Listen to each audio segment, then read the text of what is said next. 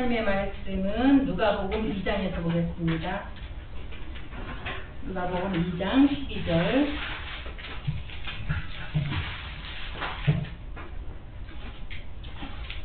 다 같이 합독하겠습니다. 누가복음 2장 12절.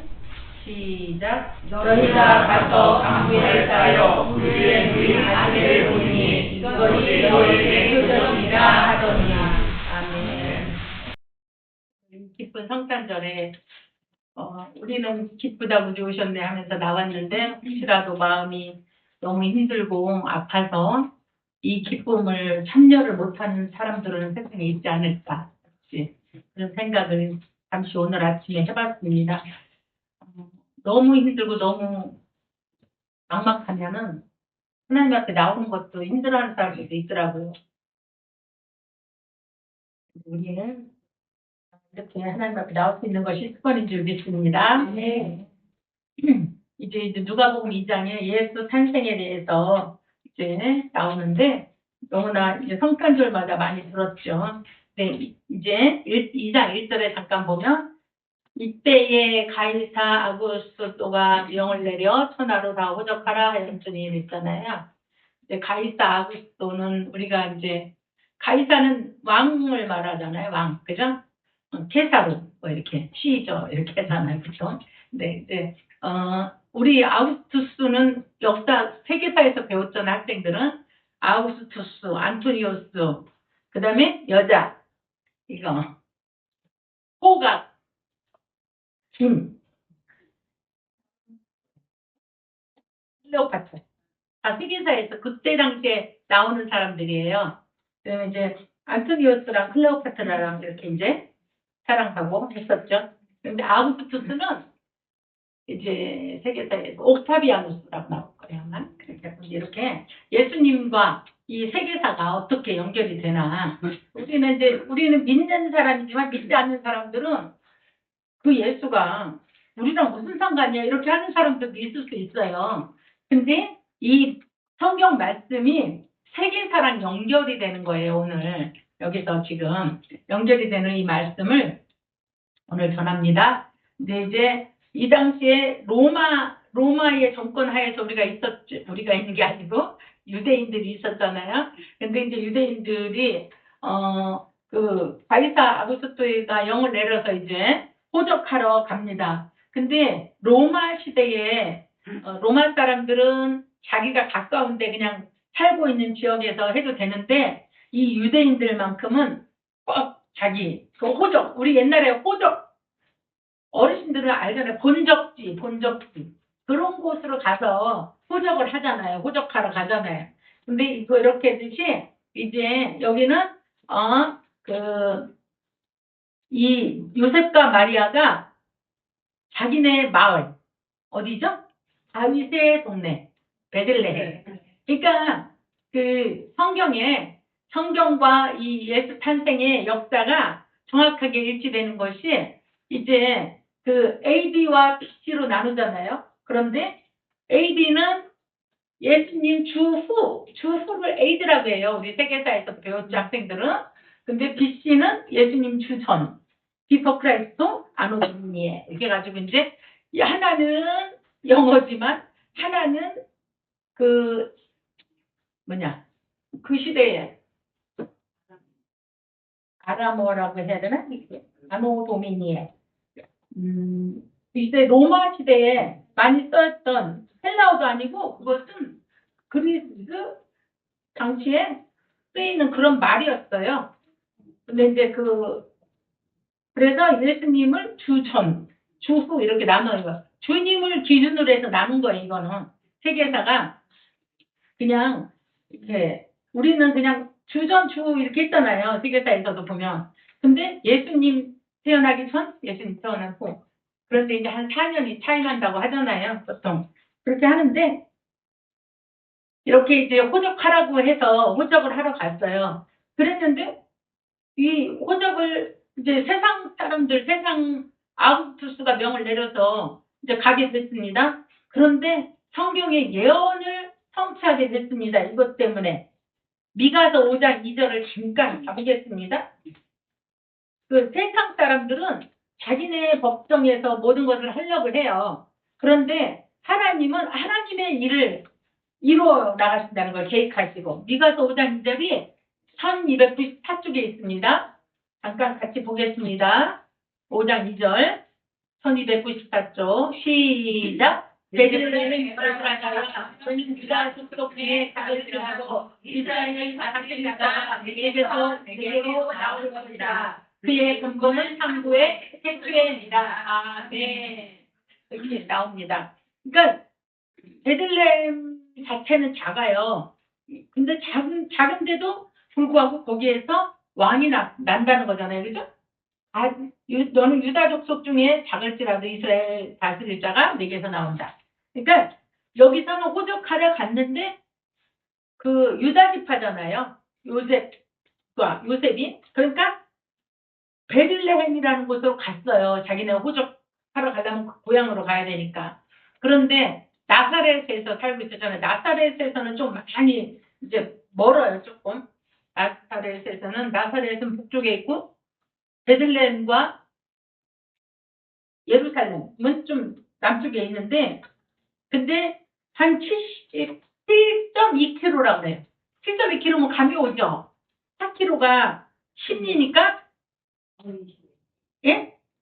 20리잖아요. 20리. 8km, 7.2km니까 20리도 안 되는 거잖아요. 그래서 가까워요. 예루살렘하고는, 베들레헴이.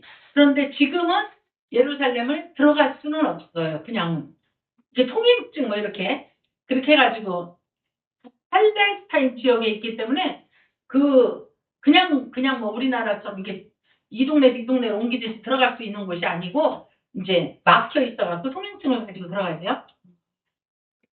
동행을 시켜줘야 들어갈 수 있어요. 이렇게 이제 그 당시에는 이렇게 그 당시나 지금이나 거리상으로는 별로 안 되는데 지금은 멀게 느껴지잖아요. 지금 이렇게. 그런데 이렇게 베들레헴으로 예수님이 오신다. 유다 족속 중에 오신다. 이렇게 한 거 역사적으로 마태복음 1장에 보면은 이제 예수님의 족보가 쫙 나오잖아요. 근데 이제 누구가 낳고 하잖아. 베들레헴이 성경에 보면 누구의 고향이죠? 이제 성경에 여러 군데 나와요. 라헬이 그 매장지가 있어요. 라헬이 이제 길에 가다가 난산을 했는데 그 라헬이 죽어서 거기 이제 맨 막내 아들 베냐민, 베논이라고 했잖아요. 슬픔의 아들. 근데 베냐민이 낳았을 때 그 난산에 죽은 매장지가 라헬의 매장지가 있고, 그 다음에 나오미, 룻기의 배경이 베들레헴이잖아요. 떡집. 응, 룻기의 배경이에요. 그래서 거기서 이제 룻이 누구를 만났죠? 보아스를 만났어요. 보아스를 만나서 이제 대를 이어가잖아요. 보면은 이제 뭐 보아스는 룻에게서 누구를 낳고 했잖아요. 근데 몇 대 안 돼요. 그게 다윗왕하고는. 그러면서 이제 다윗의 중조 할머니가 그렇게 아마 될 거예요. 그래서 이제 다윗왕의 동네예요. 거기가 베들레헴. 그래서 다윗의 동네라고 하는 거예요. 그래서 베들레헴을 다윗의 동네. 그런데 예수님께서 다윗 족속에게서 났다는 것은 뭐예요? 왕족의 왕족. 왕족, 그죠? 네. 진짜 왕족이에요. 진짜 왕족이고, 근데 여기서 왕이 난다 그랬죠. 미가에서 보면은. 여기에서 다스릴 자가 난다 그랬잖아요.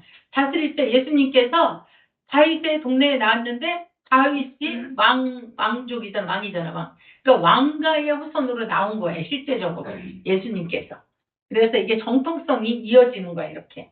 이제 물론 뭐 기생에게서 나오고 뭐 이렇게 쭉 연결이 되지만 그 마태복음의 1장에 보면은 여자가 5명이 나오잖아요. 족보에. 원래 여자는 안 나오는데 이제 마리아까지 뭐 룻도 나오고 기생 라합도 나오고 유다 다말도 나오고 뭐 이렇게 쭉 나오잖아요. 이렇게 나오면서 예수님으로 이어지는 거예요. 그래서 이렇게 이제 왕족으로 태어난 예수님이에요. 그런데 그러면서 이제 이렇게 보니까 나사렛에서 무슨 선한 것이 나겠느냐. 나사렛은 예수님이 살던 곳이잖아요.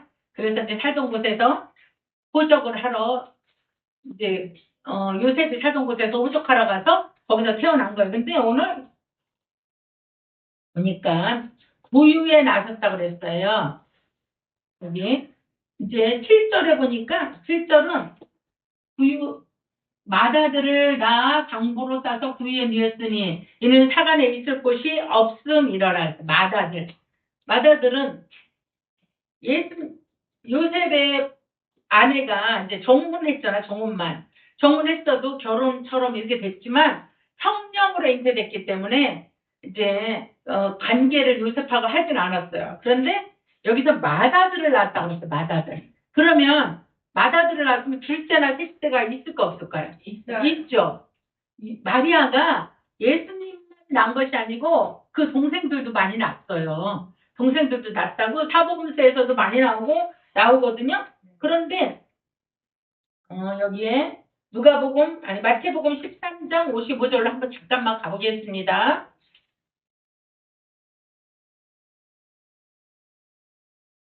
13장 55절 22쪽 신약성경 22쪽에 있습니다.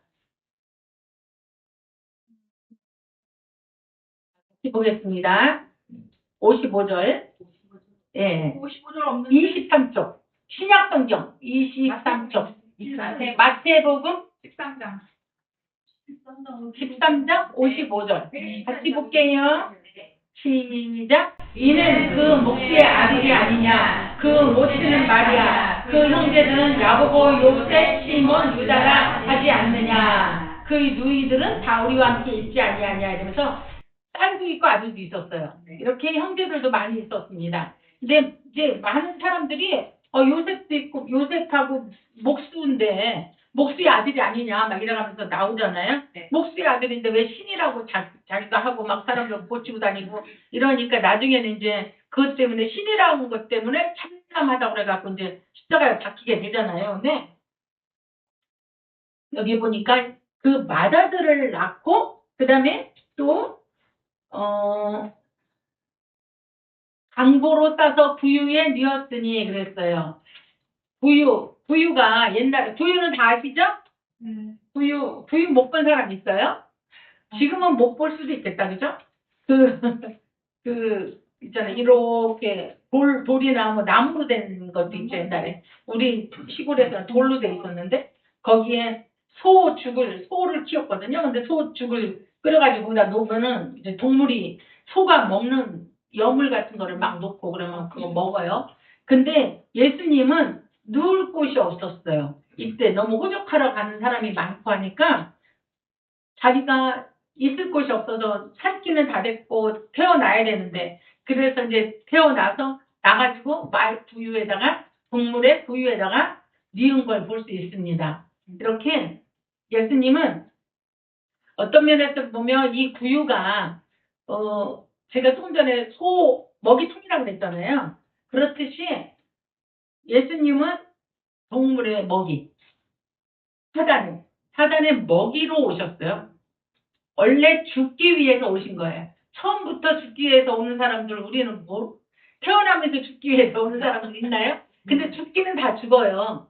죽기는 다 죽지만 예수님은 특히 처음부터 아예 예언적으로 이게 죽기 위해서 오셨어요. 말부유에 오셨고 그 다음에 그렇게 해야만 우리 인류가 구원을 받는 거예요. 말부유에서 그러니까 여기는 동물의 먹이통이지만 사단의 먹잇감으로 누군가가 희생 제물이 돼서 죽어줘야만이 우리가 살 수 있는 거예요. 누군가 죄값을 대신 치러주지 않으면 우리는 살 수 없는 존재들이에요. 그러니까 예수님은 처음부터 그렇게 오셨어요. 그리고 여기는 이제 다윗의 동네는 다윗은 목자잖아요. 목자. 근데 예수님 역시도 온 인류의 목자장이 되셨어요. 목자장이 상징적으로 이제 양들을 지키고 보호해주고 이런 거잖아요. 그러니까 우리 인간인 양들을 보호해주고 지켜주기 위해서 그리고 우리 죽을 수밖에 없는 우리를 살려내기 위해서 오신 거예요. 목자장으로 예수님께서. 그래서 당신은 동물의 먹이통으로 사단의 먹잇감으로 오셔서 우리를 살려주신 겁니다. 그래서 이렇게 이제 이런 중의적인 표현이 있습니다. 그래서 근데 이제 9절에 보니까 2장 9절에 누가복음 주의 사자가 곁에 서고 주의 영광이 저희를 두루 비침에 크게 무서워하는지라 하면서 이제 조금 다윗의 동네에 구주가 나셨으니 이렇게 쭉 나오잖아요. 목자들이 먼저 발견을 했어요. 이제 예수님이 오신다는 소식을 먼저 들었어요. 그 당시에 목자들은 그렇게 고귀한 직업은 아니에요.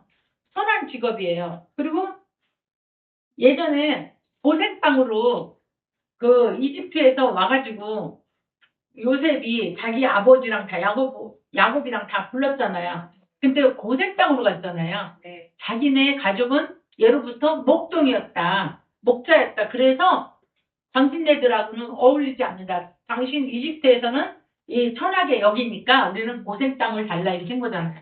그래서 고생 땅으로 갔잖아. 이렇게 목자가 그렇게 소중하고 존귀한 직업은 아니었어요. 그런데 이렇게 목자로 오셨습니다. 그러면서 이 목자들이 먼저 소식을 들어요. 예수님이 오신다는 소식을 천사들로부터. 그러니까 막 천사의 이렇게 막 천사들을 보니까 사람들은 음성이 들리고 하면 무섭죠, 처음에. 그런데 천사가 이렇게 무서워 말라 보라 내가 온 백성에게 미칠 큰 기쁨의 좋은 소식을 너에게 전하노라. 그래서 오늘날 다윗의 동네에 너희를 위하여 구주가 나셨으니 곧 그리스도 주시니라. 그래서 다윗의 동네라는 걸 말했잖아요. 그래서 베들레헴. 베들레헴이 원래 뜻은 떡집이잖아요. 떡집, 말씀, 떡. 근데 그 다윗의 동네예요, 거기가. 그러면서 목자들한테 막 그러는 거예요. 그래서 너희가 가서 항구에 쌓여 그 위에 누인 아기를 보리니 이것이 너에게 표적이니라 하더니 이러면서 호련히 허다한 천군이 그 천사 함께 있어 하나님을 찬송하여 가로되 지극히 높은 곳에서는 하나님께 영광이요 땅에서는 기뻐하심을 입은 사람들 중에 평화로다. 그러면서 이제 천사들이 막 이렇게 찬양하면서 영광의 찬양들 이제 영광의 임재죠. 이 천사 목자들한테 이 하나님의 임재가 천사들과 함께 찬양하지만 하나님의 임재가 온 거예요. 이때 엄청난 황홀한 그런 빛이 비치고 그러면서 영광의 임재 가운데 이들이 본 거예요. 이제 뭐 보통 우리가 쉐키나의 영광이라고 그러잖아요. 쉐키나의 영광. 하나님의 그 어미하시고 막 밝고 흔한 그다음에 모세가 하나님을 만나서 산에서 내려올 때도 그런 영광의 빛이 비쳤고 막 이제 엄청난 그다음에 이사야 6장 1절 2절 3절에 보면 주께서 높은 보좌에 앉으셨는데 뭐 이렇게 하면서 도자락이 성전에 가득하도다 하면서 이렇게 그런 영광의 빛 그것이 쉐키나의 영광이에요. 그러면서 이 호련히 이 빛이 비치고 허다한 천군과 천사들이 이렇게 함께 찬송으로 높여드리는 이게 예수님 오실 당시에 정말 그 세상 사람들은 다 잠들고 알지 못하는 중에 목자들은 이것을 본 거예요. 깨닫고. 그러면서 하나님의 그 영광의 광채가 임했고 이들에게 기적 같은 좋은 소식 그 다음에 굿뉴스가 전해진 거잖아요. 그렇죠? 그러면서 이렇게 기쁜 지극히 높은 곳에서 하나님께 영광이요 땅에서는 기뻐하심을 입은 사람들 중에 평화로다 하면서 이들이 찬양하는 것을 볼 수 있습니다. 그리고 천사들이 이제 떠나서 하늘로 올라가니 목자가 서로 말하되 이제 베들레헴까지 가서 이제 이거는 들에서 들은 거잖아요. 들에서 소식을 들은 거예요.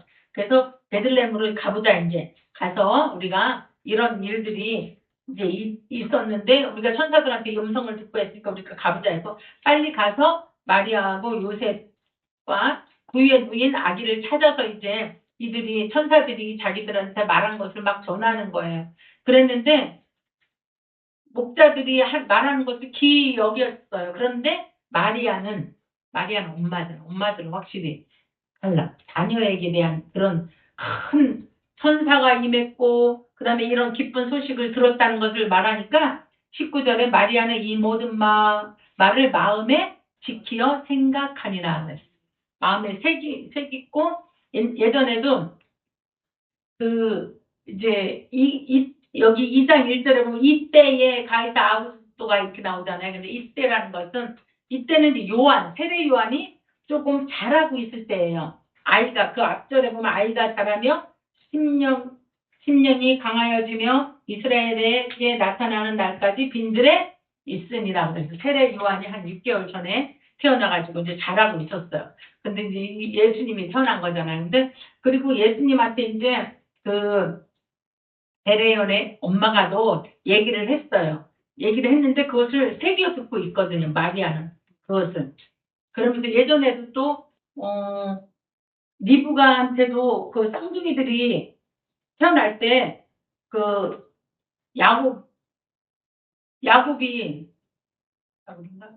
얘기하잖아요. 그럴 때 그 엄마들은 신중하게 듣고 심중에 이제 마음에 두고 있는 거예요. 그런 것들을. 엄마 입장에서는 그런 것을 볼 수 있습니다. 그러면서 이제 목자들이 자기들에게 이르던 바와 같이 듣고 본 모든 것이 나의 하나님께 영광을 돌리고 찬송하여 하며 돌아가니라 했는데 나중에 이제 동방박사들도 오잖아요. 근데 동방박사들은 미리 목자들처럼 이후로 바르는 게 아니고 사람들한테 가서 이제 그 역사에 고증이 되어 있는 걸 찾아서 어디쯤에서 왕이 나왔겠냐 막 이래가면서 찾았잖아요. 헤로당. 그러면 그 당시에 왕은 헤로드 왕인데 또 다른 왕이 어디서 나냐 이러면 얼마나 열받겠어요.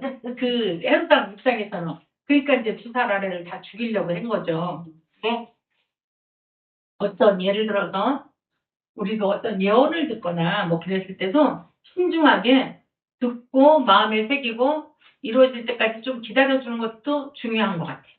그래서 여기서도 보면은 이 엄마는 신중하게 생각하고 마음에 깊이 이제 지키고 있었던 거예요. 그래서 예수님의 탄생이 이렇게 역사와 무관하지 않다는 것을 오늘 봤습니다. 우리 이제 다윗에게 말씀하신 언약을 이루어 줬고 그 다음에 미가서에 있는 언약을 성취하는 일을 세상 사람들에게 세상 아우구스투스 황제는 이렇게 호적하라는 명을 내렸지만 이 예언을 성취하기 위해서 베들레헴으로 가는 그런 일을 볼 수 있었습니다. 그래서 이제 목자 대신 우리의 목자장이 되시고 그냥 그야말로 죽기 위해서 오신 그 예수님을 우리는 오늘도 이제 기쁨으로 찬양하는데 원래 이 날이 예수님 탄생한 날은 아니에요. 정확하게는 탄생한 날은 아니지만 이때를 기념해서 우리가 드리고 있거든요. 그런데 이제 이거는 사람들이 뭐 예수님이 언제 그때 탄생했냐 뭐 이런 거 갖고 따지면 그건 따질 필요가 없어요. 우리가 그때 2000년 전에 우리가 있었지 않았기 때문에. 근데 이제 역사서에 이렇게 역사를 비춰서 아구스투스 황제가 영을 내릴 때 이때 태어났다. 그냥 돼요. 그냥 그렇게 세상 사람들하고 막 싸우고 이럴 필요는 없어요. 우리 어떤 것 때문에 막 그럴 필요는 없습니다. 하나님께서 이렇게 이제 천사들에게 이렇게 막 영광 가운데 이렇게 예수님께서 태어나시는 것을 볼 수 있었습니다. 그러니까 우리의 목자장이 되시고 또 우리의 대속제물로 오신 예수님이 우리는 모르는 사이에 그 많은 세상 사람들이 잠자고 모르는 사이에 목자들에게 나타나고 또 하나님의 영광이 비치고 이러면서 예수님의 탄생을 찬송하는 천사들을 볼 수 있었습니다. 우리도 오늘 혹여라도 마음속에 불편한 것도 있고 때로는 힘든 것도 있지만 오늘 하루 예수님의 탄생을 축하하는 그리고 하나님께서 우리에게 큰 선물로 우리의 대속제물로 오신 예수님을 주신 것 그것만도 감사하는 마음으로 오늘 지냈으면 좋겠습니다. 잠깐 기도하겠습니다. 하나님 우리가 그동안 1년 동안 생활하면서 주님 앞에 많은 감사를 했을 텐데 특별히 오늘 예수 탄생을 감사하는 우리가 되게 하여 주시옵소서 하고 주를 청하시고 하나님 감사합니다. 이렇게 하면서 기도하겠습니다. 주여 아버지 하나님 우리에게 목자가 되신 주님이 오셨습니다. 그리고 우리에게 태어날 수 있습니다. 아버지께서 우리를 구원해 주셨습니다. 목자가 여기고 그 주님을 우리 찬양합니다. 아버지 그리고 우리의 대속제물로 오셔서 말씀에 누구신 그런 아기 예수님의 탄생을 우리 막서 축하하는 귀한 날 되게 하여 주시옵소서. 감사드리며 예수님의 이름으로 기도드립니다.